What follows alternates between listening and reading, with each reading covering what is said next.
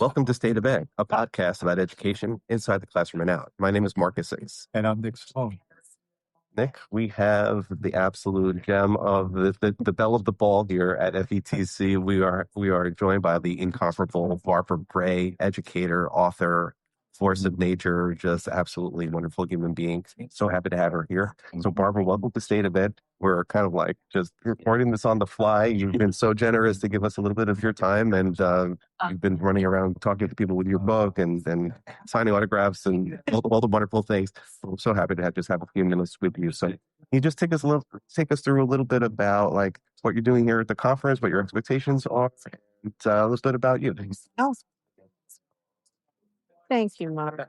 And when we found out we both were going to do Meet the Author at the same time, I was like, be right next to me. It was wonderful. I've been at FETC and a lot of conferences, and ed tech means a lot to me. And it's kind of like, I mean, our kids, everyone, we're using it and we need to know how, and we need to use it effectively and ethically. And so I go to conferences to learn, but also to connect. I find a lot of my podcast, guests here and others I love and want to just be able to connect and find out where they're going. And my book, my latest book is Grow Your Why. And that's what I had at Meet the Author, and I gave it away. And I wanted to share the story with as many as I could because it's lovely. It's 23 stories about how they were challenged and inspired and found their why. And they share that, but they also share tips and strategies. And it's lovely. And I love doing that, sharing the stories. So that's one of them. It's a podcast. I love the stories. So I'm building a list of future guests. And I'm just grateful. So great to finally meet you in person because I've listened to you when you had Mark on the podcast and everything. And I said to you, it's just happiness just emanates from you. You're just full of positivity. But what are you looking forward to for your session on Tuesday? Oh, Tuesday. My session is with Michael Wesley. It's called Spark to Magic. And it's making joyful, purposeful classrooms. Well, I do the purpose part.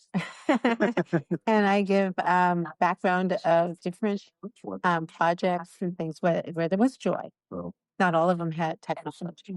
Michael is an amazing presenter, fun person. I really, really care for him a lot. And I felt like this is going to be so much fun. I can't wait. We talked about making a trail of glitter into your classroom. But he just told me it's going to be like dueling pianos. Like, okay, that means I don't know what's going to happen. I'm thinking of the scene from Roger Rabbit. I don't know. We'll find out. But basically, I share a story. He jumps in and shares really cool ways to use technology. I'm, in a part of my life, the stories mean a lot, but it's not always, including technology. So I'm not keeping up with everything that's happening. So I find people that are and collaborate with them, and that's awesome. It's great. But I think that really is the message, is that if we just swing the pendulum over to technology and technology alone and leave out the heart and leave out the why and leave out our purpose and leave out our intentionality, then we're leaving out really the very essence of education.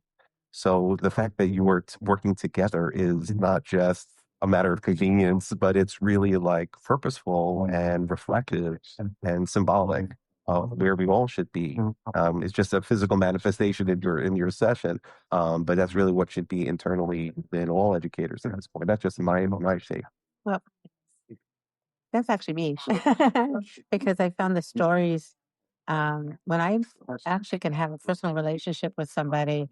So when I do my podcast, like I did with you, I do a pre-podcast planning so I can find out the story behind the story. It's just a sneaky way to figure out how I can have you on my virtual porch and just have a conversation like I've known you forever.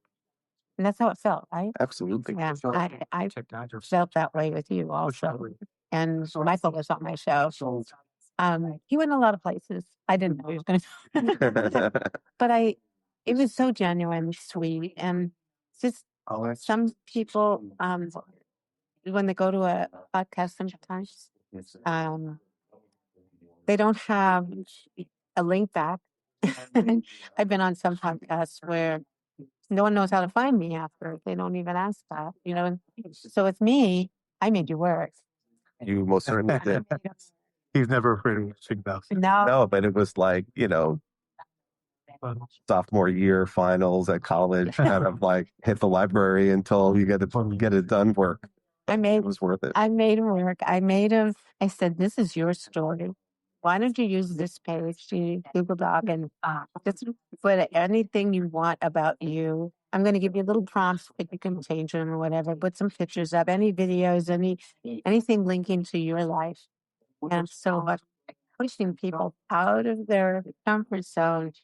So I have one I'll share. I have Aaron Moniz. He Inspire Citizens. That's the name of the company. And I had his partner there, and his partner passed.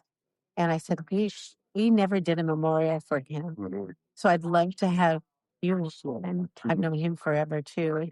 And so we started talking in our few podcasts, and he goes, well, Steve and I met before when we had our punk rock band.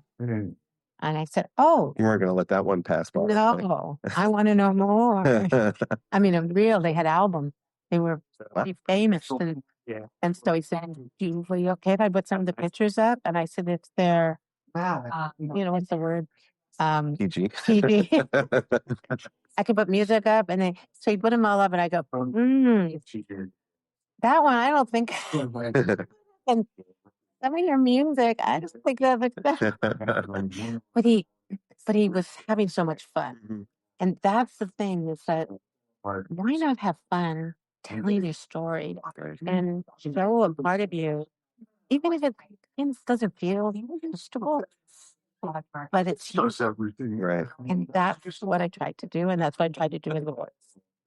And the latest book is it's not all educators, of course, right? It's all different people from all different backgrounds. Some were educators, and now they're, they have their own businesses, and there's more educators in this than not. I have some that are filmmakers now, some that are musicians that were musicians, but not punk rockers. No, he's not in that. No. He's not in that one because I had done the book before. But no, my thing now is I'm going to conferences in and out of TED, Good. and I met amazing people everywhere. Sometimes just standing in a line to get a drink. All of a sudden we start talking. I go, oh my God. So, And so they've been on my show. it's good. Let me just add to one specific to teachers. Why do you think teachers should be asking themselves the question about to grow their why? Why do you think teachers need to have that thought? Here's my thing about teachers. I love teachers. They're amazing. But they still say I'm just a teacher, many of them. They don't want to promote themselves. They feel uncomfortable saying anything that they do that is really wonderful. And they don't understand how remarkable they are. And my thing is, that's why I was drawn to them, because I was doing consulting, going in classes and observing and thinking, I could never do what they're doing. They're geniuses. Because how do you take all these kids and get them to actually reach their full potential or do something way out of their comfort zone, and they're doing it, but they don't talk about it. And that's so, in growing a why with educators, it's like, how do you find a way to pull out that story? Just to go, oh, maybe there is something there. Maybe I am okay, or what? I mean, Because there's insecurity often. There's insecurity that creeps in, even though you're trained and you want to do a great job and you have some success, but you close the door and it's just you and the kids. Sometimes the security can creep in, and then you need to be able to anchor yourself and work to something. It's learning how to self-advocate for yourself. And it was hard for me. I still say I'm sorry. I mean, I'm not really. I just don't know. It's like, how do we make it so they're confident and what we're doing is making a difference? Because I think teachers always need to remind themselves that they are doing great work. We're all looking to make things better, but sometimes you can feel as if, I created this perfect lesson. Why did it land as successfully as I wanted to? Or I prepared them as hard as I could, and why did they not all do as well on the assessment? That's, I think, the message you try to say to them is just keep believing in yourself and the impact you're having. And it's more than just the academic outcomes. It's the person in front of the room that's impacting people's lives. Again, that's what comes across with you. Positivity, joy, and happiness. It was. Thank you so much. I really appreciate your time. Just like it's a pleasure to connect with you and to actually meet you in person because, at long last. Thank you. You're welcome. And good luck tomorrow.